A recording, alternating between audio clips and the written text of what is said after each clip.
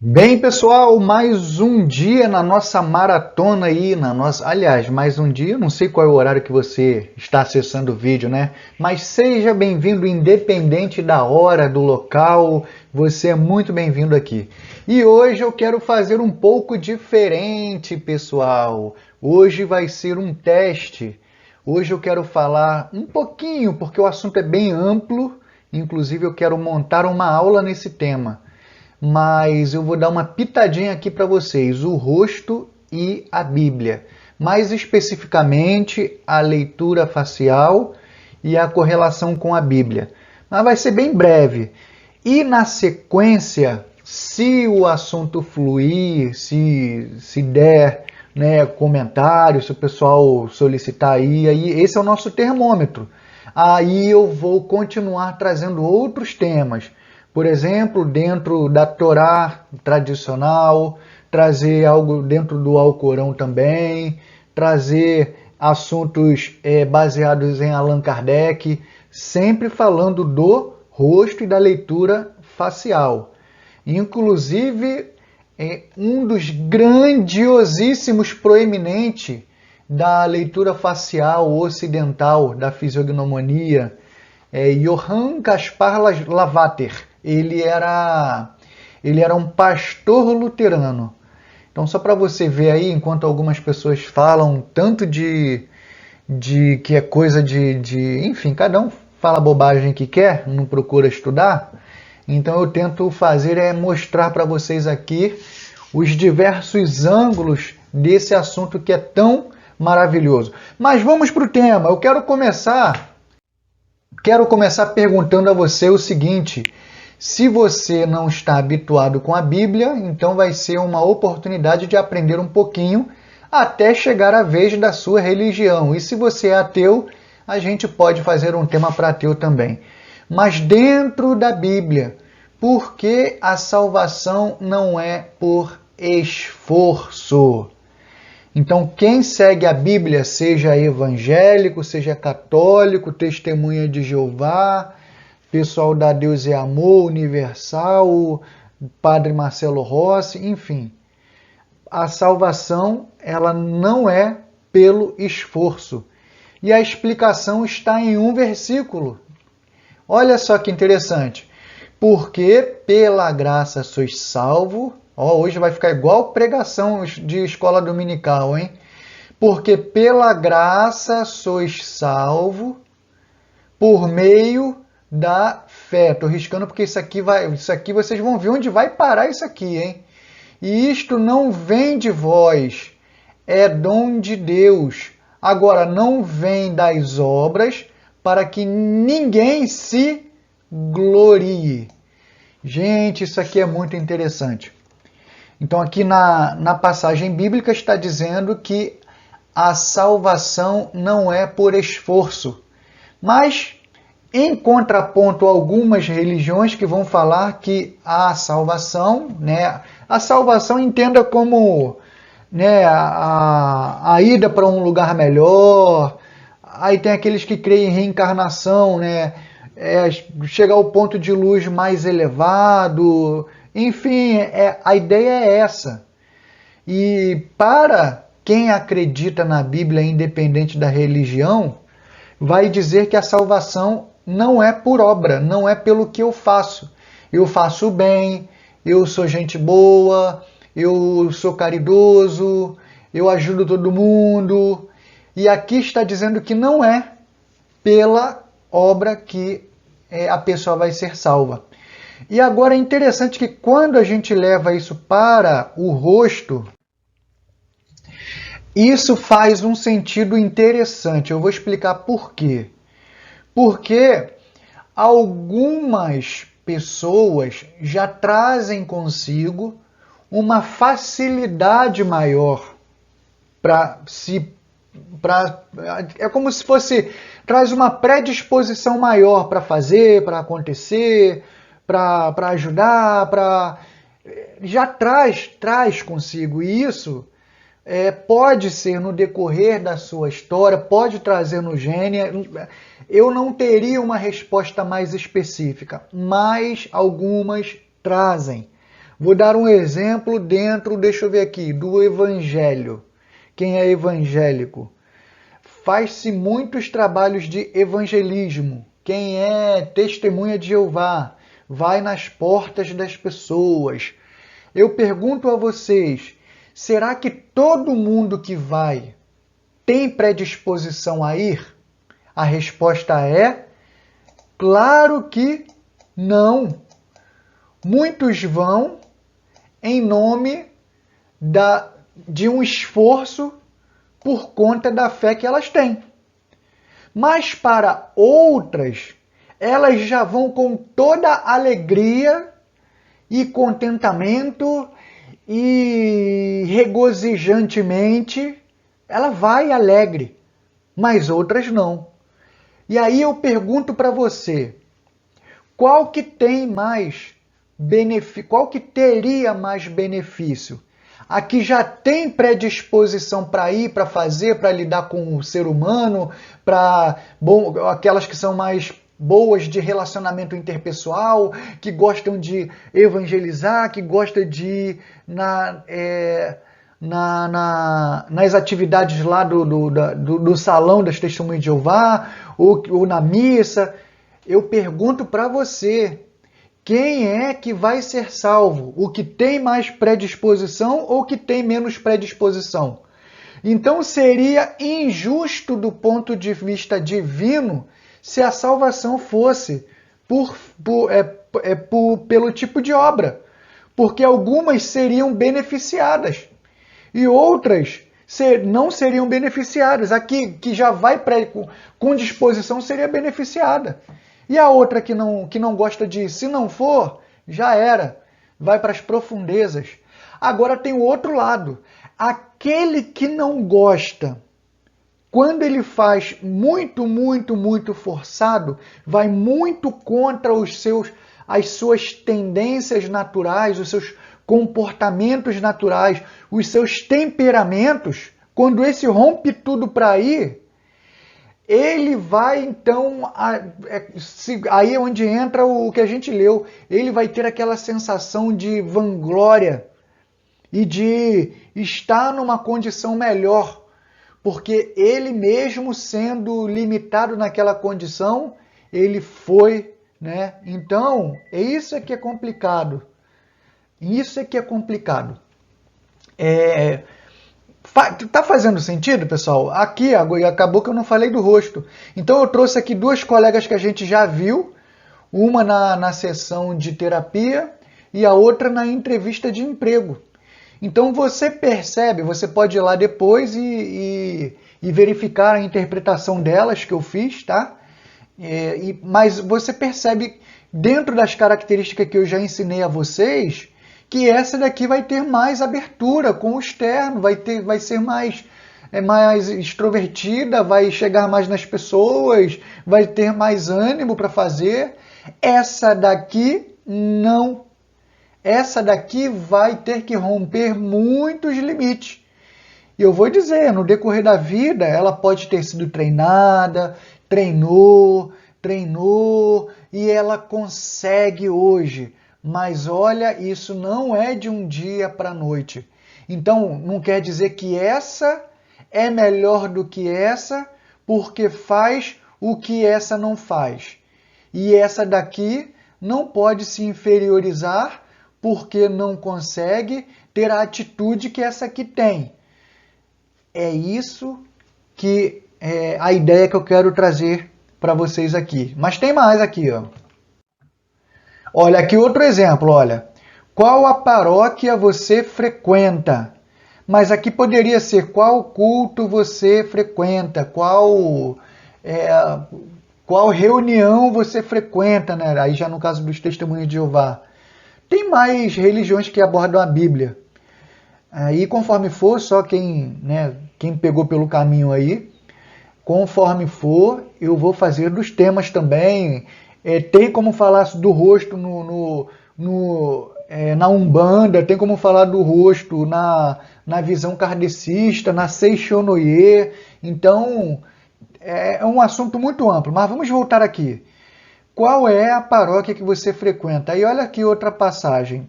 aqui é em primeira carta de Pedro 4,10. Cada um administre aos outros o dom como o recebeu, como bons dispenseiros da multiforme graça de Deus. Eu quero só sublinhar aqui algumas coisas, falando aqui do dom, cada um administre aos outros, ou seja, administrar aos outros serve ao outro, tá? Com o dom que recebeu. Olha lá, olha, com o dom que recebeu. E outra, ainda fala aqui da multiforme graça de Deus. Isso aqui vai ser útil para nós aqui. Então vamos entender aqui. Aqui já começa a falar de dom que vem de Deus, que pode ser dons naturais, dons espirituais, de acordo com a Bíblia. Mas o que tem de gente que acha um dom bonitinho e quer fazer, né, quer servir, quer fazer aquilo sem ter sido, né, sem ter sido agraciado com aquilo. Né? Muitos querem ser padre, pastor, babalorixá, seja lá o que for, mas não tem o dom para aquilo. Mas acha bonitinho, e aí alguém falou e ela do dia para a noite acha que vai ser, mas não gosta de gente, porque sacerdócio, pessoal, equivale ao... É como se fosse assim, o terapeuta, né, da parte mais levando para o lado da saúde, né? Então, na parte espiritual, o sacerdote o que terapeuta é para saúde, para psique.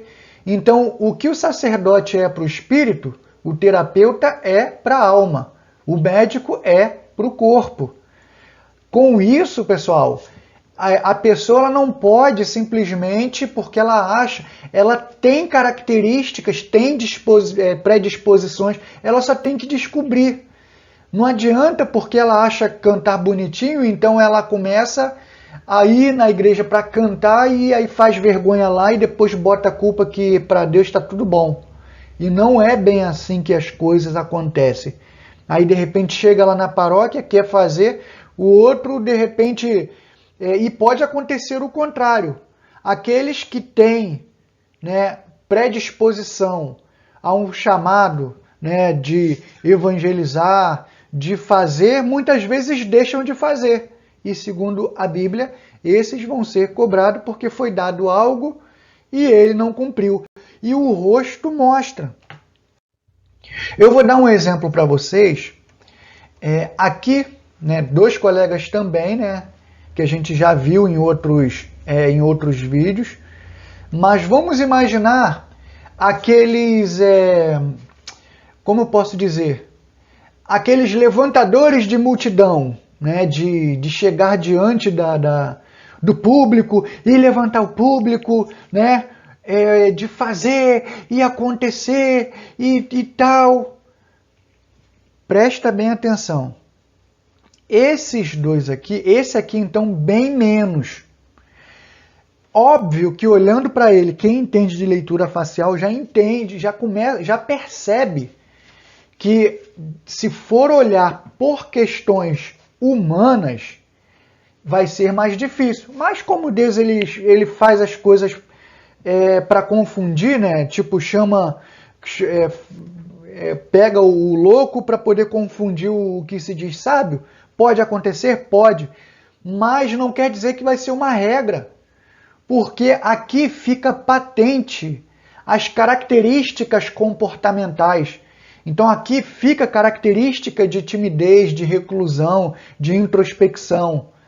E é improvável que seja um padrão comum esse perfil chegar e levantar a plateia. Aí ele chega um dia para o outro numa congregação e querem pegar e empurrar a goela dentro que ele tem que fazer, que tem que acontecer, porque é para agradar a Deus, para agradar a Maria, não sei. E não é assim. Precisamos entender que cada um tem, né, as suas limitações.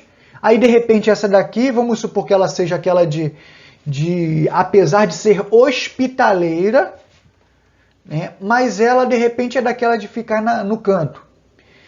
Vocês acham que, estou dando um exemplo, tá? Vocês acham que se ela for desse jeito, ela vai se dar bem em nenhuma paróquia que seja mais, como é que tem um termo que chama, mais carismática, né? Que é aquele movimento e que fala em língua e tudo mais? Ou então você acha que vai ser fácil? Chegou num dia e no outro eles já vão estar, por exemplo, numa igreja pentecostal, pulando, sapateando.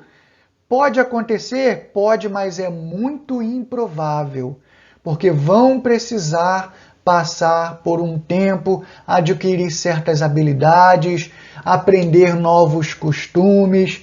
Enquanto isso, é por isso que tem pessoas que têm o dom da oratória, ela chega no lugar num dia, no outro ela já está diante do público, como se ela já fosse convertida àquele segmento ali há muito tempo.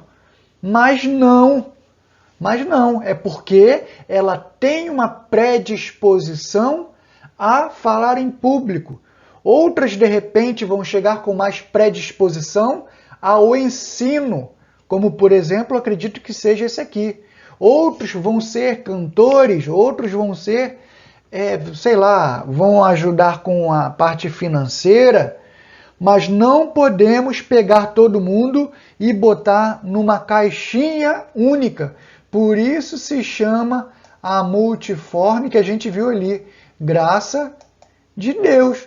Essa multiforme é múltiplas formas, tá? Então não é na minha forma, não é só na forma do fulano ou do cicrano. E aqui ainda, por que pecado não tem tamanho? Essa aqui é outra pancada também interessante. Pecado não tem tamanho. Uma pessoa roubou, outra pessoa, transgrediu ali o casamento, né, dentro da religião inadmissível deles, e o outro, de repente, ali, só fez uma pequena trapaça. Tudo é igual do ponto de vista de quebra de... como é que eu posso dizer? Quebra de princípio. A única diferença é que quebraram princípios de forma diferente. E outra coisa, a consequência de cada uma situação aqui será diferente. Uma pessoa que rouba, ela pode ser presa. Uma pessoa que trapaceia pode apanhar do coisa, pode, dependendo do que for, pode criar transtornos, né, de relacionamento. Já vi casos de família inteira ter que mudar porque foi jurada de morte. Esse C aqui eu não lembro o que eu botei. Mas, enfim, o pecado, né, que é chamado... Quando a gente fala pecado, nada mais é do que quebrar princípio. O pessoal bota muito uma estereotipação de, algo místico, mas não é. Então, olha, todo aquele que pratica a quebra de transgressão, ou melhor, a quebra de princípio, transgride a lei. De fato, o pecado é a transgressão da lei. Então, pessoal, só abrir um parênteses aqui, pedir a você, se esse tema você estiver achando interessante e quiser saber sobre aí você bota aí o que você acha do próximo, ser de acordo com a visão kardecista, a visão da Seishonoye, a visão budista, que aí eu trago para vocês, tá bom? Então bota aí. E se o assunto não rodar bem, pronto, fica só por aqui mesmo. Deixa eu ver aqui. Ah, tá. Então eu trouxe mais uma vez aqui, né, também. Hoje eu estou trazendo bastante imagens de colegas que já participaram de diversas nessa nossa maratona aí, então estou trazendo novamente. Esses dois aqui eu já trouxe, né, recentemente também. Então eu trouxe aqui só para exemplificar. Vamos imaginar, olha que por isso que pecado não tem tamanho. Porque o pecado que esse perfil comete, por exemplo, vai ser diferente do pecado que atrai esse aqui. Entende? Para vocês terem ideia, quando você vê Jesus falando, ele diz assim, olha, que se alguém só imaginar, né, por exemplo, traindo, né, adulterando, só imaginar, então já comete pecado. Eu acho muito interessante isso porque condiz com o nosso estudo. Porque é o seguinte, esse perfil aqui, ele vai ser muito de confabular, não que esse não vai ser. Mas esse perfil é extravagância. Se tiver que botar para fora, vai botar, vai fazer e acontecer, e depois pede perdão e vê o que vai fazer. Aí vem, né, aí entra naquele estado de mudança acaba afetando, né, os altos e baixos emocionais, enfim. Mas esses daqui geralmente seguram mais. Os pecados vão ser mais na encolha. Não vão ser de mostrar muito. E o tipo de pecado vai ser diferente desse daqui. Eu estou dando 2 exemplos aqui, mas teriam N situações. Eu só quero mostrar para vocês que quando a gente fala de leitura do rosto, leitura do corpo, leitura do temperamento, leitura baseado na teoria junguiana, na teoria haitiana, na teoria galênica, que vai falar, né, de diversos aspectos comportamentais, aspectos de temperamento, no qual faz a beleza da vida, né? A beleza da vida está na diversidade de cada um. Imagine se todo mundo fosse igual, todo mundo pensasse igual, todo mundo se comportasse igual, todo mundo de igual temperamento, todo mundo de igual caráter. Ia ser um saco viver.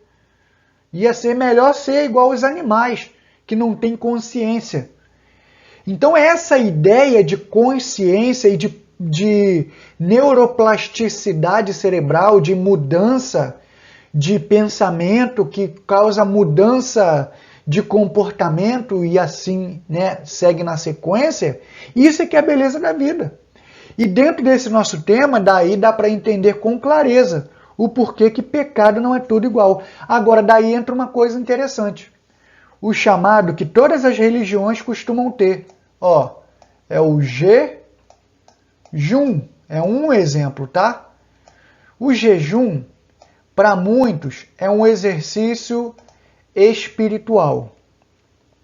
Tudo bem, pode ser. Mas eu vou contar uma coisa aqui para vocês. O jejum, ele tem muito a ver com treino. Sabe? Treinar a habilidade de conter os nossos impulsos. Alguns vão evidenciar mais a não contenção dos seus impulsos. Então, aí é onde o jejum entra. Aí você deve estar pensando, o que jejum tem a ver com a contenção dos impulsos? No passado, como é que se jejuava? Se abstendo, né, de refeição, de alimento. Porque, principalmente no passado, a grande alegria deles era alimento, era o festejar.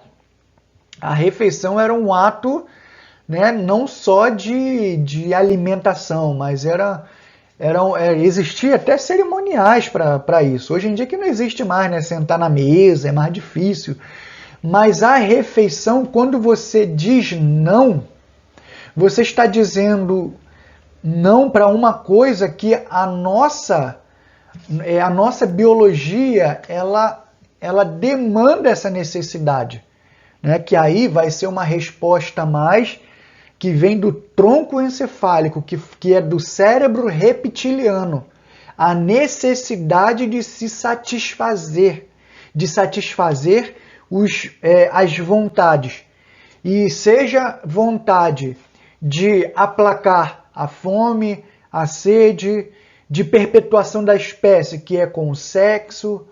Então, a contenção desses impulsos, né, vão aumentando, ou melhor, a contenção vão aumentando, ou seja, cada vez mais consegue-se conter os impulsos quando se treina.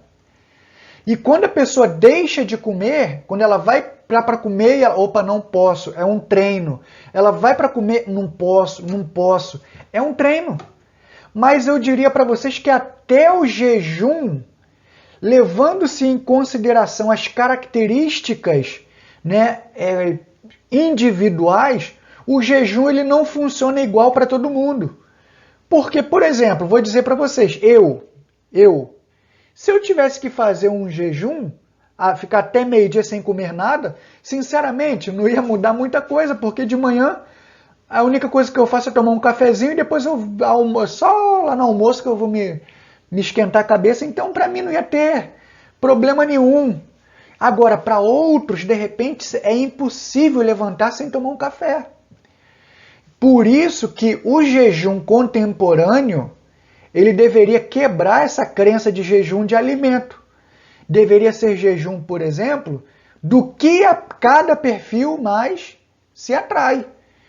Vamos supor, se o perfil dessa daqui é contato, é ver gente, é ver televisão, é assistir série, é sair.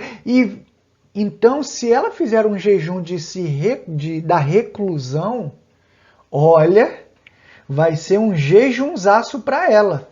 Que, na verdade, para ele já não seria, porque ele ficar em casa é um luxo para ele. Entendeu? Talvez a quebra de padrão para ele seria sair, fazer alguma coisa do qual a zona de conforto dele não permitiria. Então ali haveria uma quebra legal vamos supor, de zona de conforto, e talvez ia surtir muito mais efeito do que se ele parasse para fazer um jejum de alimentação. É assim que as coisas, né, se a gente fosse olhar, não partindo do ponto de vista, né, religião, mas se olhássemos com um olhar transcendental, espiritual, aí a coisa ia começar a mudar, porque o homem é um ser indivisível. Eu já fiz um vídeo aqui falando do homem corpo, alma e espírito. Na verdade, o tema do vídeo é qual a diferença entre temperamento, personalidade e caráter. Você procura aí, né, que tem aqui no canal para você. E é isso, pessoal. Muito obrigado. Caraca, 27 minutos aí e você aqui grudadinho comigo. É uma Netflix mesmo. Independente se você está na televisão, se você está no dispositivo móvel, no PC. Obrigado por chegar até aqui. Deixa o seu feedback aí dessa aula, por favor, que é um conteúdo novo que eu estou trazendo. Então eu fico meio perdido de como está sendo a reação de vocês. Então fala comigo aí. E se você chegou primeira vez aqui, seja muito bem-vindo, sinta-se em casa. E essa aqui, se você quiser conhecer meus materiais, meus livros e cursos, clubedaface.com. Esse daqui é o curso aí mais evidente que eu tenho de mais alunos. É isso aí, FOI, fui!